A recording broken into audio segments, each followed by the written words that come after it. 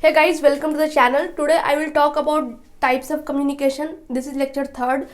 So far I have uploaded 2 lectures on communication. You can go and check out them, plus one practice set has been also uploaded.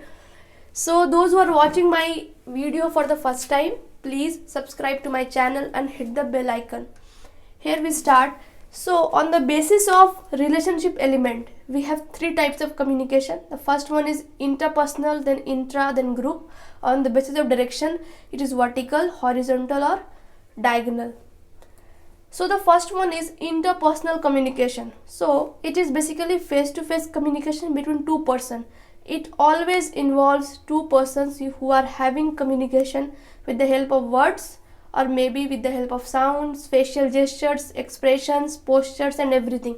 So it can be verbal with the help of words, or it can be non-verbal without use of words. Okay, it is also known as dyadic. It is known as dyadic because of two persons involvement. Di means two, so because of this it is also known as dyadic communication. It is considered as very effective communication because it gives immediate feedback, and the reason of immediate feedback is that because receiver is present in front of your face, and this receiver will decode your message and will give a reply, respond or feedback immediately. Because of this immediate feedback, it is very effective communication. It has greater scope for grapevine. So grapevine is another type of communication. I will make a separate video on this. So just for now, remember that interpersonal communication gives great scope for grapevine. Next we have intrapersonal communication, and under interpersonal communication there is no two persons. There is always you. That is only one person that is indulged in this communication. That is talking to oneself, talking to yourself, listening to yourself, or relating to yourself, like just thinking about yourself, about your day, about the productivity. You can think about anything, but there will be only one person, that will be you. Okay, that will be you. So it includes individual reflection. You can reflect on your career growth, on your day, on your 24 hours whole schedule, how you regulated it, how you controlled it, how you succeed in making it more productive, or how you failed in making it less productive. Meditation, that is you are meditating, or contemplation, thinking about something, giving a deep thought about something, or even praying to God. So under intrapersonal communication there is only one person, and that person is talking to him or herself. Okay, even reading a newspaper is categorized under interpersonal. Why? Because when you're reading a newspaper there is no one involved. It's only you and the paper, that's it. No second person is there to communicate with you. Okay, so it is intrapersonal communication. Next we have group communication. So group communication is basically extension of interpersonal communication. Why it is? Because as I have told you that in interpersonal communication there is involvement of two people, right? The moment this number increases to 3, 4, even more than 4, up to 6, 7, then it becomes group communication. So under group communication it gives an opportunity for people to come together. Yes, because it's a group, they have to come together to discuss and exchange views of common interest. We know that whenever there is a group, so that group must have some common interest. That common interest is the only thing that binds this group, or else they will not be in a group if they don't have common interest. So they have common interest, and they come together to discuss or exchange views on certain things. It enables collective decision making. Okay, so these people can decide collectively. Self-expression, it gives full opportunity, equal opportunity to every member of that group to express themselves directly. There is no need of any indirect way of interacting with the member of the group. You can interact directly with them. You can express your views, your ideas, your thought directly on their face. You don't need someone in between you and the other person to mediate. No need of any mediator. So this is group communication. The next one is vertical, that is it can be either from top to bottom or bottom to top. So it has a direction, it follows a direction.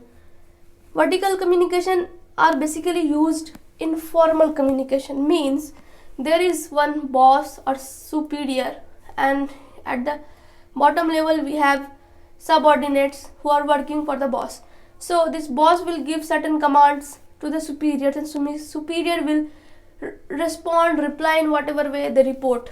Okay, so under vertical communication there is a chain of command that goes from top to bottom, and then there is a reply from the subordinates from bottom to top. So it follows a pathway, that is vertical pathway to communicate. So it can be both upward and downwards. Next we have lateral or horizontal communication. So under lateral or horizontal communication, it is the communication with people at the same level. Okay, they are at the same level, there is no one superior, no one is inferior, they are at the same level. So it may be both formal or informal. Say for example there is a team of 6 players, so in that team there can be one captain and the rest 5 are the team members. So this captain can sometimes have a very formal communication, sometimes can have informal communication with their teammates, and these rest 5 people are at the same level. No one is captain here, no one is vice captain, they are at the same level. Obviously in a team there will be vice captain, but I am not taking that example, I am just talking about one captain and the remaining team members.